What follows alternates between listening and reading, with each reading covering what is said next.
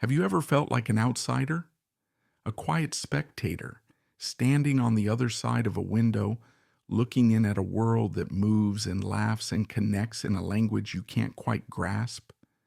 Most of us have felt that momentary pang of loneliness, that quiet, internal sigh of disconnect. But imagine that feeling isn't fleeting. Imagine it's the constant humming background noise of your life. Now, what if one day the entire world, that same world you felt so separate from, turned around in unison, pointed directly at you, and said, you're the one. You speak for us. You articulate the pain we couldn't name. And what if that deafening chorus of acceptance, that global embrace you never asked for, became the most terrifying, isolating experience of all? This is the story of a boy from a forgotten, rain-soaked lumber town who became the reluctant, unwilling king of a musical and cultural revolution. A man whose private whispers of pain, scribbled in notebooks in dimly lit rooms, became the public anthems of a generation. We are going to talk about Kurt Cobain. But this journey isn't about rehashing the mythology. It's not just about the screaming guitars, the platinum albums, or the flannel shirts that became a uniform for the disaffected. We are going to attempt to look past the glare of the icon to find the fragile, brilliant, and deeply conflicted human soul at the center of the hurricane. This is the story of the man the world fell in love with, and the devastating, heartbreaking possibility that this very love is precisely what sealed his fate. To truly understand Kurt Cobain, you have to understand the world that forged him.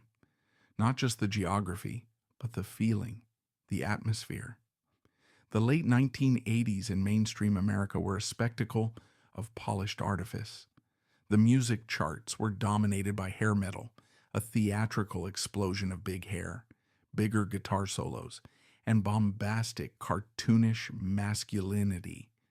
It was a fantasy of rock and roll excess, buffed to a perfect reflective shine. It was loud, it was fun, but for a growing number of young people it felt profoundly empty.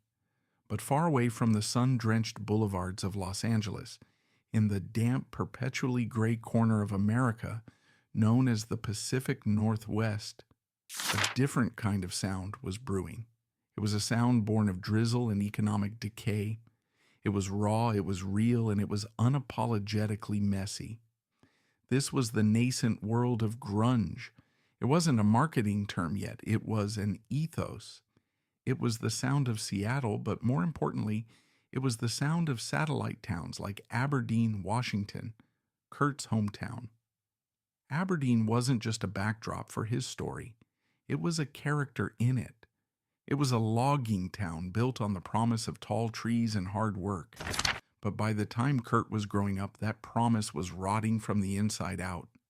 The mills were closing, the jobs were disappearing, and a palpable sense of faded glory and quiet desperation hung in the perpetually moist air. For the kids there, teenage angst wasn't a poetic cliche. It was a logical response to a future that looked bleak and limited. It was a place you dreamed of escaping. This environment, the rain, the economic depression, the pervasive boredom, the feeling of being trapped on the muddy banks of the Wishkah River, it all cultivated a desperate, clawing need for release. That need would echo through every chord he ever struck and every word he ever screamed. Kurt Donald Cobain was born a happy, energetic, and artistically gifted child. Early home movies show a smiling boy with boundless energy, a natural performer even then. He was sensitive and bright, with a talent for drawing that amazed his family. But this idyllic chapter came to a brutal, abrupt end. When he was 9 years old, his parents, Don and Wendy, divorced. For a child as sensitive as Kurt, this wasn't just a disruption. It was a foundational trauma, an earthquake that shattered his sense of security and belonging. He would later say in numerous interviews that he never truly got over it. He was ashamed, and he desperately wanted the fantasy of a typical family that he felt had been stolen from him. Shuttled between his father's new family and his mother's home, he felt like a perpetual guest, an outsider in the two places he was supposed to belong. This profound sense of abandonment planted a seed of loneliness that would grow into a dark, tangled forest in his later years. He began to withdraw. Art and music became his sanctuary, his only reliable refuge. He would spend countless hours locked in his room, meticulously drawing disturbing yet intricate images in his notebooks and discovering the cathartic, explosive power of punk rock. Bands like the Sex Pistols, The Clash, and American hardcore acts like Black Flag weren't just music to him. They were a validation. They told him it was okay to be angry, to be different, to feel alienated. This wasn't a hobby. It was a form of self-preservation. It was a way to scream without making a sound. His first forays into making music were crude, confrontational, and steeped in a dark, sarcastic humor. One of his earliest bands, a chaotic project with the deliberately offensive name Fecal Matter, was a perfect expression of his teenage state of mind. It was noisy, repellent to most, and utterly brutally honest. It wasn't about seeking fame or acclaim. It was about externalizing the chaos and turmoil he felt inside. In 1987, after drifting through a period of homelessness where he famously claimed to have slept under a bridge, a story he later embellished but which spoke to his profound sense of displacement, he connected with a lanky, soft-spoken friend named Krist Novoselic. Krist was one of the few people who seemed to understand Kurt's strange artistic vision. They bonded over a shared love for punk rock and heavy bands like the Melvins. After cycling through a few drummers, including Chad Channing, who played on their first album, they finally found their thunderous, dynamic heartbeat in a powerhouse drummer from Virginia named Dave Grohl. They called themselves Nirvana. For a few years, they were a cult sensation on the independent label Sub Pop, the epicenter of the emerging Seattle scene. Their debut album, Bleach, recorded for just over $600, was a sludgy, raw piece of work that hinted at the greatness to come. Their sound was a strange and powerful alchemy, the heavy, down-tuned sludge of Black Sabbath, the furious, minimalist energy of punk rock, and hiding underneath it all, a melodic genius for pop hooks that Kurt had subconsciously absorbed from his childhood love of the Beatles. It was a sound that was both brutally heavy and at times heartbreakingly beautiful. And then, in 1991, they signed to a major label, DGC Records. They went into the studio with producer Butch Vig to record their second album. The label had modest expectations. They hoped to maybe sell 250,000 copies, if they were lucky. The album was Nevermind. The lead single was Smells Like Teen Spirit. It wasn't just a hit, it was a cultural detonation. It was the sound of a generational shift. The song's iconic, snarling four-chord riff and its cryptic, mumbled lyrics, a mix of abstract poetry and genuine frustration, became an instant, inescapable anthem. The video depicting a chaotic high school pep rally turning into a punk rock riot was put into heavy rotation on MTV, and it was like lighting a match in a gas station. Almost overnight, Nirvana went from being a niche indie band to, quite simply, the biggest and most important band in the world. And Kurt Cobain, the quiet, chronically insecure kid from Aberdeen, was anointed its spokesman. A prophet for Generation X. He hated it with every fiber of his being. The irony was savage and suffocating. A man who had built his entire identity around being an outsider was now the ultimate insider, his face on the cover of every magazine. He felt like a complete and utter fraud. He had written these intensely personal songs in basements and cramped apartments, pouring his specific pain, his chronic stomach ailments, and his social confusion into them. Now, those same songs were being blasted in shopping malls, at sporting events, and by the very jocks he had despised in high school. He saw his anti-establishment, punk rock ethos being co-opted, commodified, packaged, and sold back to the masses as a fashion statement. The world saw a rock god. He looked in the mirror and saw a sellout. There's a little-known story that perfectly illustrates his profound and painful ambivalence. Shortly after Nevermind exploded, Nirvana was playing a massive festival. Backstage, the scene was a chaotic swarm of industry executives, journalists, models, and hangers-on, all desperate for a piece of the new cultural phenomenon. While others might have reveled in the adoration, Kurt was seen physically retreating into a small, dark corner, wrapping his arms around himself, almost trying to disappear. An eyewitness from another band described him as looking like a cornered, terrified animal, visibly distressed and overwhelmed. He wasn't ungrateful for the fans who connected with his music, but the machinery of fame, the constant scrutiny, the loss of every shred of anonymity, it was a form of torture for him. He craved genuine one-on-one connection, but the celebrity he was being offered felt hollow, artificial, and deeply suffocating. Into this maelstrom of chaos and confusion walked Courtney Love, the ambitious, intelligent, and fiery frontwoman of the band Hole. Their relationship was an epic, almost Shakespearean punk rock romance, volatile, passionate, codependent, and lived entirely under the blinding glare of the public eye.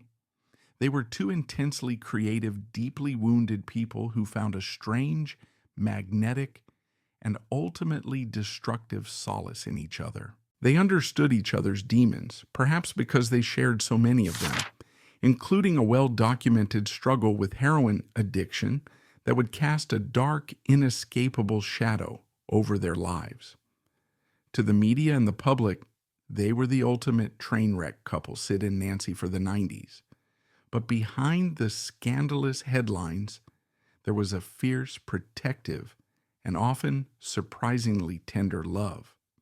This became most apparent with the birth of their daughter, Frances Bean Cobain, in August 1992. Fatherhood transformed Kurt.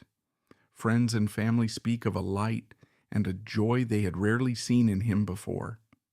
Home video footage, far from the prying eyes of MTV, shows a completely different Kurt, a gentle, silly, and utterly doting father, cradling his baby girl, singing softly to her, his face a mask of pure adoration. You can see it in his eyes, a desperate, powerful desire to give her the stable, loving home he felt had been stolen from him. Frances became his anchor, his Polaris, his reason to try to fight the darkness that was relentlessly closing in. But even that profound elemental love couldn't silence the cacophony of pressure and pain inside his head. The pressures were relentless and came from all sides. He suffered from a chronic, debilitating stomach condition, a burning pain that doctors could never properly diagnose or treat. This constant physical agony was a huge factor in his heroin use. It was, for him, a desperate form of self-medication, the only thing that seemed to quiet the fire in his gut. He was hounded by the press, his every move documented, his every word scrutinized, and he was crushed by the impossible weight of being the voice of a generation. His journals, posthumously published, offer a harrowing window into this internal conflict. He wrote about his love for his family, his guilt over his addiction, and his growing disillusionment with music. In one entry, he scrawled, "I love my wife.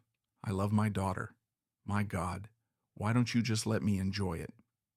He felt that the world's perception of him was a gross caricature, a two-dimensional rock star cliché that had nothing to do with who he was. He felt trapped in the persona of Kurt Cobain, the icon, and he desperately longed for the freedom of just being Kurt, the man. There's a particularly poignant story from a roadie who worked closely with the band. He recalled Kurt, at the absolute zenith of his global fame, confiding in him that his ultimate fantasy was to quit music and get a job at a petting zoo. Not as a publicity stunt, not as a rock star making a surprise appearance, but just as an anonymous employee, quietly sweeping out stalls and looking after the animals. It was a simple, heartbreakingly pure wish for a life of peace, simplicity, and normalcy, a life that was now utterly, irrevocably impossible. The controversies surrounding his life intensified and became more vicious.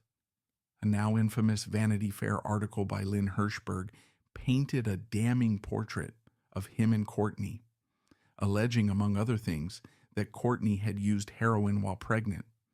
The article was a bombshell that led to a traumatic, agonizing period where Child Protective Services launched an investigation and temporarily took Frances Bean from their custody. For Kurt, a man already haunted by his own broken family, this was the ultimate violation. It confirmed his worst fears about the destructive, monstrous power of media scrutiny. He felt persecuted, misunderstood, and utterly powerless to protect the one pure thing in his life from the very machine he had inadvertently become a part of. His music, always a direct reflection of his inner state, began to change. Nirvana's final studio album, 1993's In Utero, was a raw, abrasive, and fiercely confrontational record. He enlisted the iconoclastic producer Steve Albini to give it a harsh, unpolished sound. It was a deliberate artistic middle finger to the mainstream, a rejection of the slick production of Nevermind. The record label was horrified. They saw it as commercial suicide. But for Kurt, it was an act of artistic survival. The lyrics were darker, more visceral, and filled with imagery of sickness, biology, and decay. Songs like Rape Me and Heart-Shaped Box were cries of pain and defiance. He was telling the world as loudly as he could that he was in agony, but for many it was just more brilliant, challenging rock and roll. The final months of Kurt's life were a tragic, seemingly inexorable spiral. In March 1994, during a grueling European tour, he overdosed on a combination of champagne and Rohypnol in a hotel room in Rome. It was officially reported as an accidental overdose, but Courtney and many others close to him were convinced it was a deliberate suicide attempt. The rest of the tour was canceled. He returned to Seattle, a ghost of himself. His family and friends, terrified they were about to lose him, staged an intervention. It was a tense emotional confrontation. He felt attacked, but eventually, reluctantly, he agreed to fly to Los Angeles and enter a rehab facility. He was there for just a couple of days. On the evening of April 1st, he called Courtney and said, "No matter what happens, I want you to know you made a really good record." He told her he loved her. Then he climbed over the 6-foot wall of the facility and disappeared. He took a taxi to the airport and flew back to Seattle. For several days, no one knew where he was. A frantic search began. Courtney hired a private investigator. His mother filed a missing persons report. His friends and bandmates drove around the city checking his favorite haunts. But he was hiding in plain sight in the large, lonely house he had bought with his rock and roll money. On the morning of April 8, 1994, an electrician named Gary Smith arrived at the home to install a security system. When no one answered the door, he looked into the greenhouse above the garage. He saw a body lying on the floor.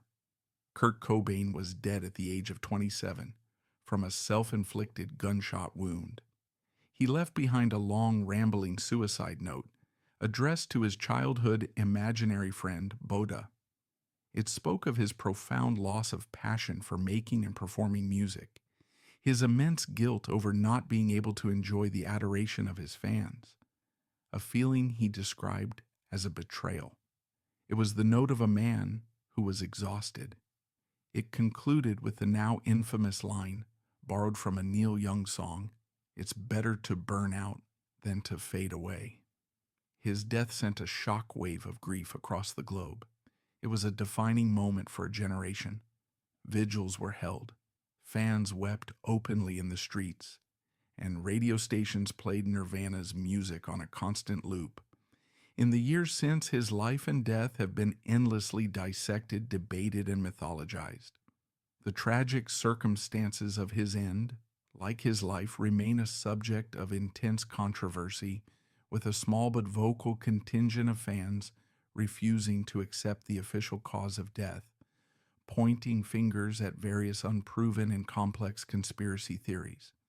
But to dwell too long on these theories is to risk obscuring the more profound and undeniable truth. Kurt Cobain was a man in immense, unrelenting physical and psychological pain. His end was the tragic culmination of a lifelong struggle against demons, both internal and external. So why, all these years later, does he still matter so much? Why does his story continue to captivate and haunt us? Because the story of Kurt Cobain is more than just another rock and roll tragedy. Nirvana, the band, fundamentally altered the course of music history. They blew the doors open for a new wave of authentic, raw, and alternative music to storm the gates of the mainstream. They proved that vulnerability was not a weakness, that pain could be transformed into transcendent art, and that there was a massive, hungry audience for music that spoke uncomfortable, messy truths. But his personal legacy is perhaps even more significant and complex. He inadvertently became a martyr for the alienated, a symbol of the struggle to maintain one's soul and integrity in a world that relentlessly demands conformity. He was an outspoken feminist and a fierce advocate for LGBTQ+ rights at a time when that was exceedingly rare for a male rock star of his stature. His life and his death forced a difficult, necessary conversation about the dark side of fame, the crushing weight of expectation, and the devastating reality of depression and addiction. He showed us the face of a man who had achieved everything our culture says you should want: fame, wealth, critical acclaim, the love of millions, and found it to be a hollow, unbearable burden. In the end, the searing paradox of Kurt Cobain is what makes his story so timeless and so deeply heartbreaking. He wrote songs for the lonely, and in doing so, became surrounded by millions, yet felt more profoundly alone than ever. He gave a powerful, raw voice to a generation's collective pain, but he could never find a way to soothe his own. He was the man the whole world loved, and perhaps on some fundamental level, he could never understand why, and could never forgive himself for it. His story is a powerful, somber, and vital reminder that behind every icon, behind every piece of art we consume, is a human being with a fragile heart, a complex history, and a silent battle we may know nothing about. It asks us to look past the noise, the fame, and the mythology, and to listen for the whisper, the quiet, aching truth of a beautiful, brilliant soul who burned with an intensity the world craved, but which he himself could not survive. He burned out, as he predicted, but he left behind an echo that will never truly fade away.